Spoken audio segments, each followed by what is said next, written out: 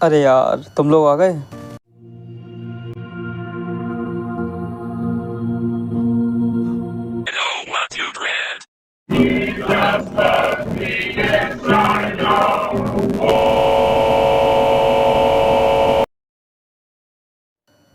Hello दोस्तों, क्या हाल चाल है। तो आज के वीडियो में हम बात करने वाले हैं एक ऐसी सीरीज के बारे में जिसने पूरे इंटरनेट के हॉरर जेनरे को पूरी तरीके से बदल के रख दिया यार, पूरी तरीके से। मतलब द मैंडेला कैटलॉग। ये सिर्फ कोई नॉर्मल हॉरर सीरीज नहीं है, ये भाई एक पुरानी कर्स्ड मतलब श्रापित VHS टेप के जैसे फील होती है। जैसे अगर तुम इसे एक बार देख लो तो तुम्हें सच में डर लगने लगेगा यार, कि कोई तुम्हारे स्क्रीन से दूसरी तरफ तुम्हें घूर रहा है। तुम्हें सच में ऐसा लगेगा कि कोई स्क्रीन की तरफ कुछ है उस पार जो तुम्हें देख रहा है। इतना ज़्यादा अजीब और वियर्ड कॉन्सेप्ट है ना। अब अगर तुम क्रीपी लोग सोच रहे हो कि एनालॉग हॉरर क्या होता है, तो इसका मैं तुम्हें बताता हूँ इजी सिंपल सी भाषा में सुनो। एनालॉग हॉरर अगर तुम पहले से जानते तो बहुत अच्छा, नहीं जानते तो और वैसे हो कि मैं बताने वाला हूँ आपको। एनालॉग हॉरर एक ऐसी हॉरर एस्थेटिक है जिसमें पुरानी टेक्नोलॉजी जैसे ग्लिचेस वीडियो जो होती है, क्रीपी बैक स्टोरी का यूज़ करके लोगों को डराया जाता है बिना टिपिकल जंप स्केयर, और जस्ट वियर्ड विजुअल्स होते हैं और साउंड और इमेजिनेशन के जरिए। तो मैं स्क्रीन पर कुछ दिखा रहा हूँ इतनी देर से और तुम अब देखो, ये सब एनालॉग हॉरर है। ये शायद तुमने कहीं ना कहीं देखा जरूर होगा और तुम्हें अजीब फील होता है ना इसको देख के, तो फिर मान लो ये एनालॉग हॉरर है।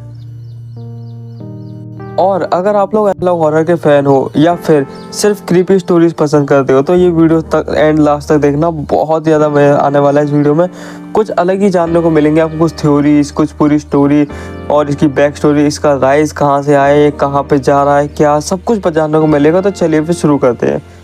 क्या मतलब अब तक शुरू नहीं करा था? अरे वो मैं इंट्रोडक्शन दे रहा था।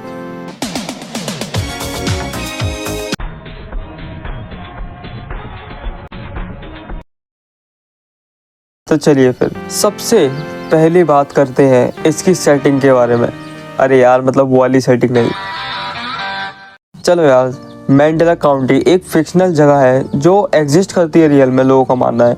ये स्टोरी शुरू होती है 90s के दौरान, जब लोगों के घरों में एक नई तरह की बला घुस जाती है और इस बला का नाम होता है ऑल्टरनेट्स। ऑल्टरनेट्स कोई घोस्ट या ज़ॉम्बीज नहीं है, ये लोगों के बिल्कुल परफेक्ट डोपलगैंगर्स होते हैं।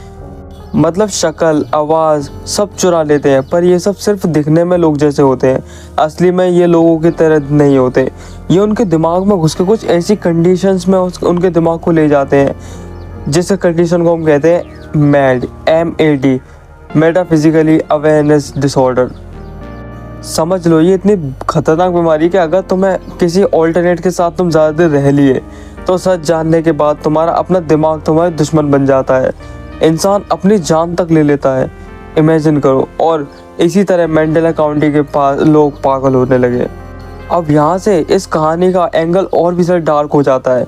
सीरीज की शुरुआत के एपिसोड में द ओवरथ्रोन में हम देखते हैं कि एक क्रीपी बाइबलिकल रेफरेंस, जब क्राइस्ट के जन्म के समय आर्कएंजल गैब्रियल के रूप में खुद सेटन दुनिया में घुस जाता है।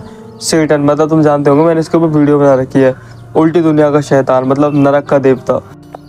हाँ, तो वो लोगों के बीच में घुस जाता है और तभी से शैतानी पावर्स का मैंडेला काउंटी इसी जगह पे साय में बढ़ने लगती है, मतलब शक्तियाँ बढ़ने लगती हैं वहाँ पे, शैतानी शक्तियाँ।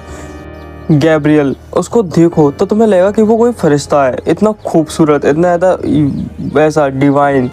लेकिन असली में अगर तुम उसे देखो तो ये शैतान वो शैतान है जिसकी वजह से ऑल्टरनेट्स आज दुनिया में फैल रहे हैं। ये पूरा सिंबॉलिज्म इस शो को एक साइकोलॉजिकल और कॉस्मिक हॉरर बना देता है।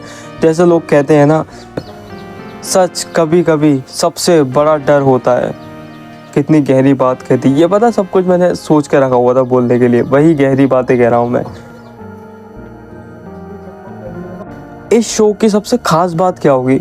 उसका एनालॉग VHS स्टाइल पुराने 90s के training videos, glitchy PSA tapes, distorted radio broadcast सब एक दूसरे के साथ कनेक्ट होके ऐसे फील देते हैं जैसे कोई हॉन्टेड रिकॉर्डिंग चुरा के लाए हो।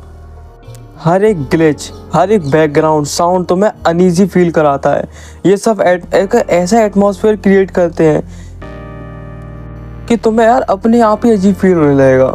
और इन सबको और भी ज़्यादा अजीब बनाने के लिए एलेक्स क्रिस्टर, जिसने इस सीरीज़ को सबसे पहले यूट्यूब पर डाला था, उसने इतनी छोटी डिटेल पर फोकस करा गया है। स्क्रीन के कॉर्नर पर डेट और स्टैम्प्स डाली गई है, साइलेंट बैकग्राउंड में बजे हुए सायरन और जंप कट्स जो आपको हमेशा एज करके रखेंगे। फिर आता है एक मोस्ट ट्रेजिक इंसिडेंट, 1992 के बच्चों के किडनैप होने की केस। तब ऑल्टरनेट्स ने शुरू करा एक सबसे बड़ा खेल। ऑल्टरनेट्स के शुरू होने के बाद एक सबसे बड़ा क्लू मिला। थैचर डेविस, एक पुलिस ऑफिसर। डेविस इस केस के साथ पर्सनली इन्वॉल्व हो जाता है जब उसकी पार्टनर रुथ भी एक ऑल्टरनेट्स के हाथों मारी जाती है। भाई बिल्कुल वेब सीरीज की तरह चल रहा है ये, कि जो ऑफिसर था उसकी जो साथी थी उसको एक ऑल्टरनेट्स ने मार दिया। और इसी इंसिडेंट के चलते हमें दो बहुत ही इंपॉर्टेंट कैरेक्टर मिले। सारा, जिसका भाई ऑल्टरनेट के डर से सुसाइड करके मर चुका था। भाई इतना ज़्यादा डर था इनका एक ज़माने में। और एडम मुरे एबडक्ट होके अब शायद खुद एक ऑल्टरनेट बन गया था। सारा सच के पीछे हाथ धो के पड़ी हुई थी और एडम अपनी ओरिजिन ढूंढने के चक्कर में डर के समुद्र में डूबा जा रहा था। सीरीज के इंटरल्यूड के अकॉर्डिंग ऑल्टरनेट्स के 3 टाइप्स होते हैं। कंप्लीट, जो परफेक्ट कॉपी होते हैं, असली इंसान जैसे लगते हैं। दूसरे होते हैं फ्लॉड, थोड़ी गड़बड़ कॉपीज जैसे डिस्टॉर्टेड हो थोड़े बहुत। फिर सबसे लास्ट आता है ओवर ड्राइवन, ये सबसे क्रीपी वर्जन होता है, बिल्कुल ही मॉन्स्टर्स फिगर्स और अनकैनी, मतलब बिल्कुल ही ज़्यादा अजीब और डिस्टॉर्टेड जो आप अपने स्क्रीन पर देख रहे होंगे। और सबसे बड़ी बात, ये सब एक कंट्रोल इन्वेजन होता है यार। मतलब कोई बड़ा प्लान चल रहा है, जैसे किसी पब्लिक से छुपाया जा रहा है। और जितनी देर तुम इन टेप्स को देखोगे उतनी देर तुम्हें लगेगा कोई तुम्हारी शक्ल चुरा रहा हो। मतलब एक बार अगर तुमने इनको देखना शुरू करा पहली बार, तो तुम्हें हटाने में बहुत मुश्किल हो जाएगी। तुम इन्हें देखते ही चले जाओगे यार, तुम्हें ऐसा लगेगा तुम्हें कोई देख रहा है या फिर तुम्हें कुछ खुफिया जानकारी मिल रही है, ऐसा लगेगा। लेकिन असलियत में कुछ और ही हो रहा होगा। ये शो सिर्फ एक हॉरर नहीं है यार भाई, ये एक साइकोलॉजिकल अटैक है। Analogue visual, eerie background, creepy dialogues, और वो डायलॉग भी ऐसे सीधे दिमाग के अंदर घुस जाते हैं। सीरीज के फैंस अलग अलग थ्योरी लेके जाते हैं, जैसे क्या एडम शुरू से एक ऑल्टरनेट था, क्या डेविस आखिरी एपिसोड में ऑल्टरनेट बन चुका है, या फिर गैब्रियल शायद असल में सैटर्न का रूप ले रहा है। और इन सब के बीच एलेक्स क्रिस्टर के सिंपल टूल्स और मिनिमल बजट के साथ ये सीरीज एक इंटरनेट पर लीजेंड बन के रह गई। लोग इसको लोकल 58 के साथ कंपेयर करते हैं और आज ये एनालॉग हॉरर के किसी टॉप प्रोजेक्ट्स में एक है। और यार तुम मुझसे पूछो तो मुझे तो एनालॉग हॉरर काफ़ी ज़्यादा पसंद है, क्योंकि आजकल के मैंने हॉरर मूवीज़ देखी है। लोग कहते हैं मुझे उनसे डर लगता है, कोई कहता है कुछ, कोई कहता है कुछ, लेकिन भाई मुझे उनसे डर ही नहीं लगता यार। तुम द नन देख लो, तुम एनाबेल कम्स होम देख लो, एनाबेल के सारे पार्ट देख लो, तुम्हें कभी भी डर नहीं लगेगा जितना डर तुम्हें पुराने पिक्चर में लगता था, जैसे वीराना।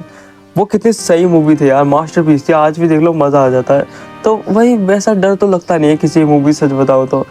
और बात रही इसकी एनालॉग हॉरर, तो इसको देखकर देखो डर तो मैं नहीं कहूँगा, लेकिन तुम्हें अनईजी फील होगा। अगर तुम नहीं मेरी बात का विश्वास मानते तो तुम चेक करना यार, मतलब मेरी वीडियो ख़त्म होने के बाद ऑब्वियसली इसका ख़त्म हो जाएगा, तुम चेक करना था मैंडेला कैटलॉग और लोकल 58, या फिर तुम बैक रूम्स के बारे में तो तुम जानते ही होंगे। ऐसा हो ही नहीं सकता कि तुम बैक रूम्स के बारे में जानते हो। वो भी एनालॉग हॉरर का एक पार्ट है और उसके ऊपर मैंने पूरी सेपरेट वीडियो बना रखी है। इसकी जस्ट पहले वाली वीडियो, लिंक डिस्क्रिप्शन में लिंक गिवन है, तुम उसे भी देख सकते हो।